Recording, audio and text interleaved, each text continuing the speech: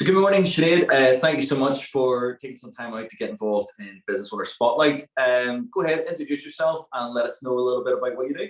Okay, so I'm Sinead O'Toole and I've been working I work as a web and graphic designer.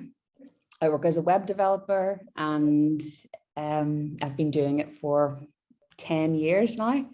So I graduated with a degree in interactive multimedia design and have went on to work for high-end clients, Ascot Racecourse, Man City FC, Chelsea FC, different companies. And then I started working for myself at 24 and I've been doing that for now 8 years. So yeah. Brilliant. And as you say, some really high-end clients to work with there, but who would be your ideal client? Who would you most like to speak to? To be honest, now, because I work as a web designer and a developer, I mainly work with a lot of other business owners. And I do have a style, I guess, the type of business owners that I like working with. So I work with a lot of beauty brands, cosmetic brands, makeup brands. And I've been working with a lot of those companies over the years. And I think they quite like my style of work.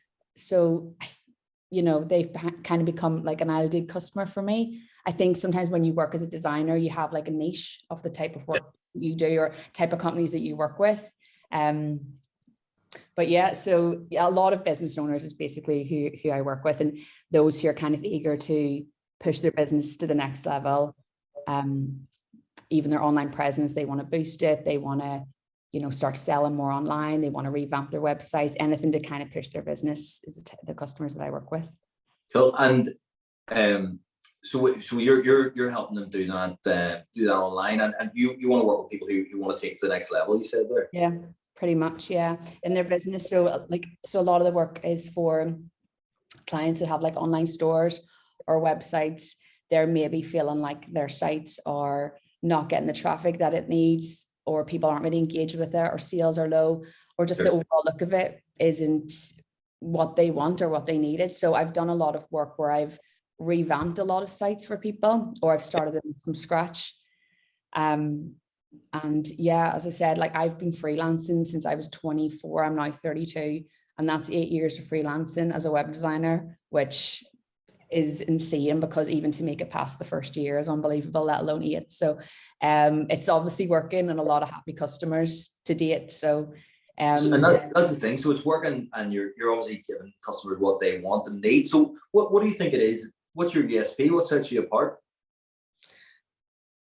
I don't like my USP. I'm not even particularly sure what it could be that is my USP. I guess I do have a style of design. And I think it's just even when people meet me in person, I think they can just see there's enthusiasm. That I also have a business. I have 2 businesses. So they also know that I've set up a business myself. I know the work that's required to do it. I know the patience that is required to start a business. And I think they understand that I share their values. So I understand. And I think a lot of like people do work with people at the end of the day. So if they know you're someone that they can trust and they are going to have a good partnership with, they're more inclined to work with you too. I guess I've just been quite lucky, and in a way that, I've won over some amazing clients.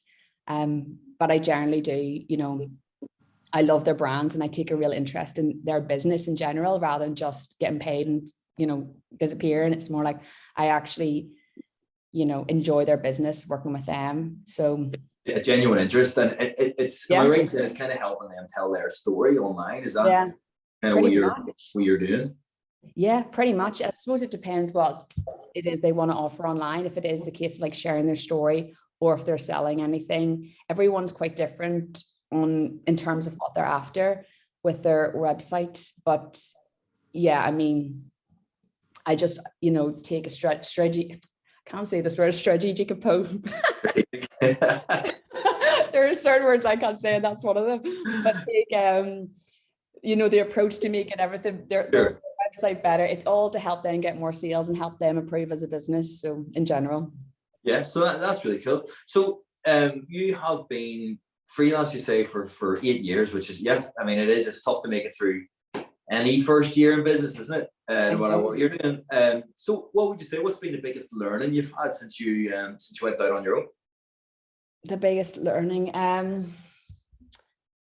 mean, for me, the amount of marketing I've had to do in a business is more than I ever imagined. Like, going out in a business, like, obviously, you know, I said to you, word of mouth, I get a lot of work through word of mouth, but also pushing my marketing as well is really important.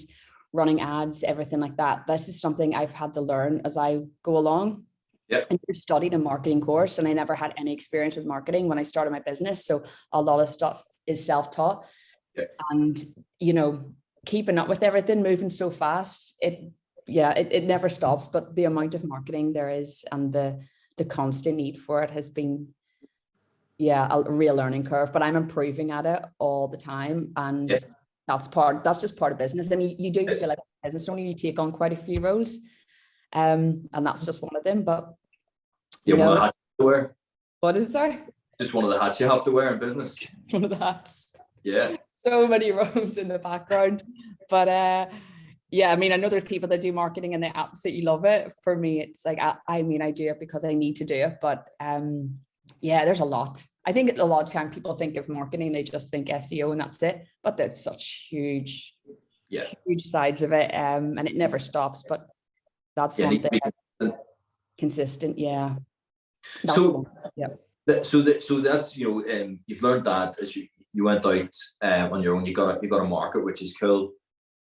What about yourself? What do you learn about yourself? You went out on your own as a business owner, 24. Yeah. Doing it a while now. So what have you learned about yourself? Probably that I'm more patient than I realized. Hardworking, absolutely. I don't know. I've always been a hardworking girl, like, all my life. Just that determination to keep going and to get through it.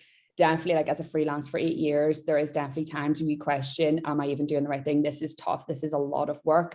And you do feel like part of you just, you know, I guess just wants to kind of call it a day. But I have literally got through so many times where I feel like that. And then I just bring more positivity and things just really take a turn.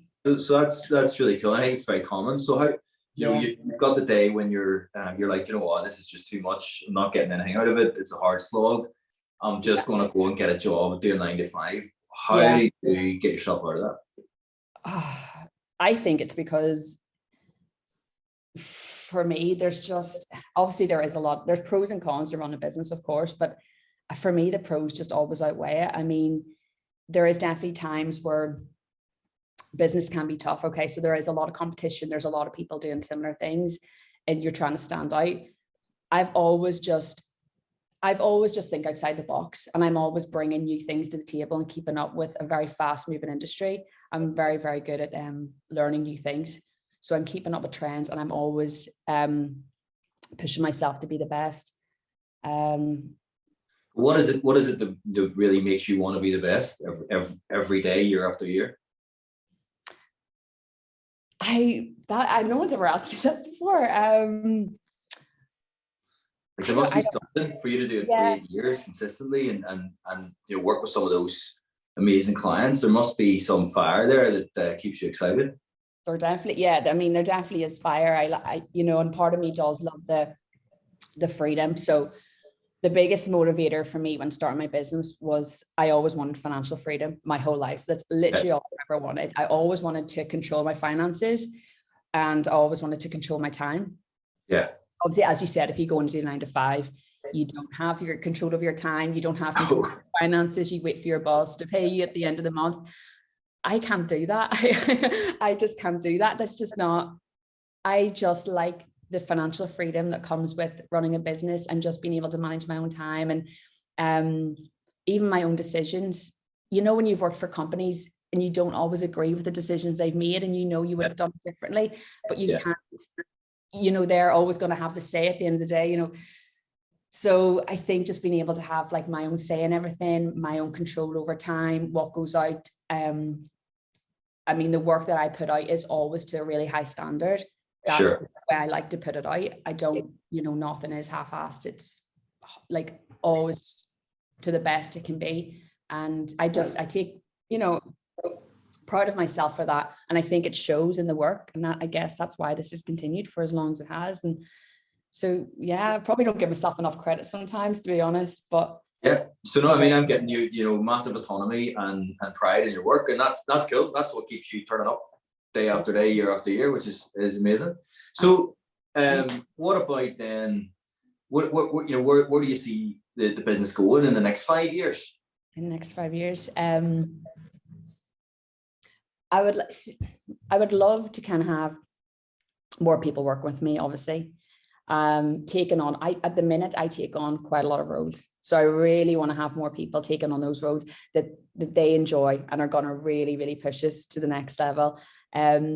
I spend a lot of my time writing emails. Like, I can't even tell you how many hours I spend writing emails. It's like, I would love to just have someone to just write them for me. They never stop. It's a lot.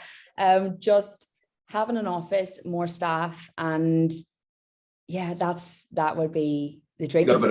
Yeah. Where do you think the office is going to be? Where in the world? I don't know. I'm still deciding whether it'll be in Belfast or abroad. This is what I'm trying to figure out at the minute. I've been doing quite a lot of traveling recently. As I was out in Dubai for a few months, and part of me would like to move out there, just seeing the culture out there. There is a lot of people from the UK, obviously, are out there working. Sure. So, 5 years is a long time. A long time for changes to happen. But it's good to have the vision of where you see it. Obviously, things can change in that time in 5 years. But for me, I think I can definitely still see myself working as a developer. I think I'll know a lot more stuff. I mean, everything is moving insanely fast. There's a lot to keep up with. I like that challenge. I like that kind of work. So I can definitely still see myself working as a developer. And who knows what will happen in 5 years, but just have to wait and see. Yeah, sounds exciting anyway. So look, last question, just to finish up. If you could go back and talk to 18-year-old Sinead, what piece of advice would you give her? To be honest, I would say to myself to be more cautious of the people I'm hanging around with. Okay. The people, your friends, play a massive influence in your life.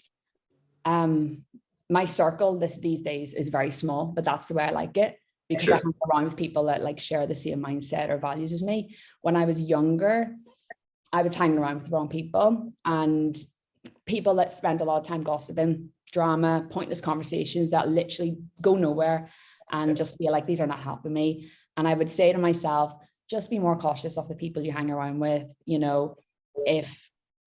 Have more conversations with people that share the same values as you, and have that same mindset. So that's something even to take into this day and age, even in your 30s, to still be mindful of the people you're giving your energy to and hanging around with. You want people to bring out the best in you, not to be jealous of your success or to weigh you down, but to motivate you to keep growing and keep pushing yourself. So in fact, good advice. I'll probably take a bit of that advice myself. Look, thank you so much for coming on today and sharing that. There's some great stuff in there. Can't wait to share it with the community. Thank you, Sinead. Thank you so much.